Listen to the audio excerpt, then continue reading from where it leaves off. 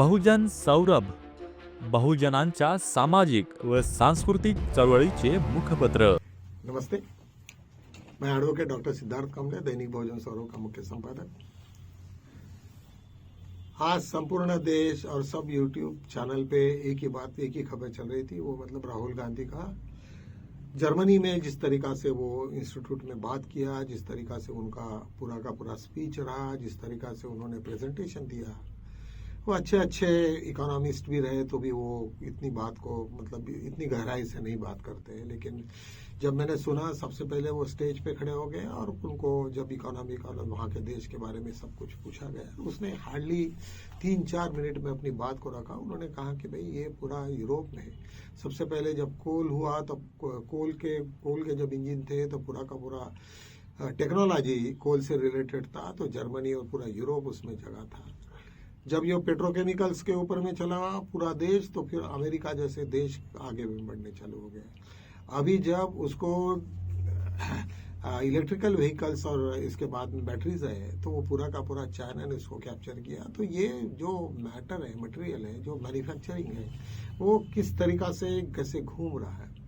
और उन्होंने एक बात को बड़ा स्पष्ट किया। उन्होंने कहा कि भाई मैन्युफैक्चर सब एम्प्लॉयमेंट तुम्हें केवल सर्विस सेक्टर से नहीं मिलेगा, तुम्हें मैन्युफैक्चरिंग यूनिट से कम मिलना चाहिए। उन्होंने यहाँ तक बोला कि जब कांग्रेस की गवर्नमेंट थी तब वहाँ पे टोटल जीडीपी के 17% हमारा मैन्युफैक्चरिंग यूनिट से हमें उतना उसका कंट्रीब्यूशन था, जो आज घट के 12% पे आ गया। इतना डेप्थ और इतने कम शब्दों में अपनी बात को जब रखे तब लोगों को बड़ा आश्चर्य लगा कि, और उसके बाद में उन्होंने कहा कि नहीं, मैं भाषण देने तो नहीं आया, मैं आप लोगों से इंटरेक्शन करूंगा। मुझे लगा कि शायद ये चीज हम लोगों ने सीखनी चाहिए। जब कभी फॉरेन में जाते हैं हम लोग, तो हम अपनी बात को ऐसे लगड़ के बताते कि जैसा कोई हमको हमारे से कोई ज्ञानी है ही नहीं। और मैंने जो भी पढ़ाई की वो बहुत प्रिय हुई। इवन हमारे डे टू डे लाइफ में हमने देखे कि कोई भी फंक्शन के लिए भाई एक्स वाई खाना, हमारे बहुत अच्छी बात करता है, बहुत अच्छी बात करता है। जब हम उसकी बात सुनते हैं और बाद में जब उसको प्रश्न करते हैं तो भाग जाता है। तो हमें ऐसे लीडर नहीं चाहिए, हमें ऐसे वक्ता नहीं चाहिए, हमें ऐसे लोग नहीं चाहिए। हमें ये वो चाहिए कि अपना इंट्रोडक्शन दे के वहीं पे खत्म करे और उसको लोगों के प्रश्न को जवाब दे। तुम्हें लगता है ऐसे कितने हैं लोग हैं इंडिया में कि जो केवल सिर्फ प्रश्न के उत्तर देने के लिए तैयार है। तो ये एक इंस्पायरिंग सिचुएशन है जब भी कभी आदमी ये होता है। और डॉक्टर बाबा साहब आम्बेडकर लो या और कोई भी लो, वो तो बड़े अर्थशास्त्र थे, उनकी तो बात रहती थी। लेकिन लोगों के हजारों टाइप के अलग प्रश्न जब कॉन्स्टिट्यूशनल डिबेट के ऊपर में जब चर्चा होती थी, तो कितना सारा ज्ञान का भंडार पूरा का पूरा लोगों के सामने खोल देते थे। तो ज्ञानी उसको कहते हैं कि जो लोगों के आंसर्स थे। ज्ञानी वो नहीं है कि जो पढ़ के आया और पढ़ाया और चले गए और भाग जाए पतली गली से, ऐसे नहीं चाहिए।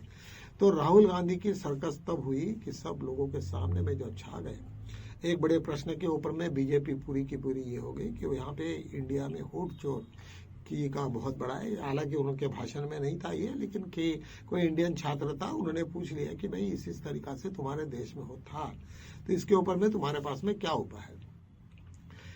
उन्होंने सिंपली कहा कि हाँ, मेरे 3 एपिसोड हो गए, मैंने हर जगह पे उसको बताया, हर एक्सप्लेन किया, लेकिन यहाँ की सरकार ने उसके तरफ में ध्यान तक नहीं दिया। पार्लियामेंट में भी इसी तरीका से लड़ाई लड़ रहे हैं, लेकिन इसके बावजूद भी हमें जो सफलता आनी चाहिए वो नहीं आ रही। हर वक्त बीजेपी अपना पवित्रा बदलते रहती है, अपने मोड ऑफ ऑपरेंडी बदलते रहती है, और हर जगह पे अपने इसे हमारी भी डिमांड हमने की है कि भाई जब तक हमें ईवीएम के बारे में डिटेल्स बताओ, हमको विजिबल डेटा होना चाहिए। ये 2-3 हमें, और चीफ इलेक्शन कमीशन को रिक्रूटमेंट आपने कैसे किया विदाउट मतलब चीफ जस्टिस को न डिलीट करके। तो ये बहुत सारी चीजें जब उनके सामने में आई तो उन्होंने भी ये सब बातें किया। कहने का मतलब बीजेपी को ये लग रहा है कि किसी भी अभी हमें इस और राहुल गांधी को कैसे रोका जाए। काफी यूट्यूब चैनल के ऊपर में यही चर्चा चली कि हम राहुल गांधी को किस तरीका से किए। राहुल गांधी को जब भी कभी लपेट में आने का था तो 2012 तक का बहुत हो गया उसको। उसके बाद में भी लास्ट उनका अटैक रहा जब उसको गुजरात में से कोई डिफेमेशन सूट में उसको ये किया, लेकिन सुप्रीम कोर्ट में टिका नहीं, 1 मिनट में उसको भगा दिए। उसके बाद में कंटिन्यूअसली उनके ऊपर में चल रहा, उनका घर छीनना ये वो, लेकिन राहुल गांधी ने कभी किसी को ये नहीं किया। और कंटिन्यूअसली पार्लियामेंट में उन्होंने जिस तरीका से अपनी छवि को सुधारा और छवि को बनाया है, वो काफी लोग, एक इंटेलेक्चुअल आदमी हमारे देश को मोदी के बाद में, मोदी तो क्या चलाएगा, तो सब लोगों का बीजेपी का ग्राफ पूरा डाउन हो गया। तो ये इस तरीका से हमारा पॉलिटिक्स चल रहा था। और ये अभी राहुल गांधी आने के बाद में बीजेपी किस तरीका से रिएक्ट करती है और किस किस इस पे होगी, वो अभी तो फ्रीडम ऑफ स्पीच है, तो कहीं भी जगह कोई प्रश्न का उत्तर देने में कोई दिक्कत नहीं है। यही नहीं तो राहुल गांधी ने स्पेसिफिकली अडानी और अंबानी के दोनों के नाम लिए कि भाई हमारे देश का सबसे गलत काम ये हो रहा है। एक तो उन्होंने नोटबंदी का ये किया, और दूसरा जो भी हमारे यहाँ पे हमने जिसको भी इतना पैसा दे रहे हैं और जिसको प्रमोट कर रहे हैं, वो मैन्युफैक्चरर नहीं है, 1 रुपए का मैन्युफैक्चरिंग नहीं करते, वो ट्रेडर्स है।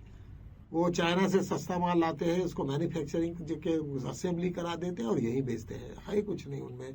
तो उसके वजह से आज हमारा मैन्युफैक्चरिंग जो ये था पूरा इंडस्ट्रीज है, वो टोटली कोलैप्स हो गया। और हमें पूरे यूरोप में उन्होंने कहा कि ऐसे 3 देश 3 टाइम्स यदि यूरोप के पूरे देश भी आ गए तो हमारी इतना हमारा पॉपुलेशन है कि हम लोग उसको संभालेंगे। यदि हमारे यहाँ की डेमोक्रेसी खत्म हो जाती है, ब्यूरोक्रेसी, ये इंडस्ट्रियलिस्ट की वजह से, तो सब तुम लोग कहाँ से रहोगे? जब इतनी बड़ी डेमोक्रेसी को यदि ये डेंजर है तो तुम लोग कहीं के नहीं रहोगे, सब खत्म हो जाओगे।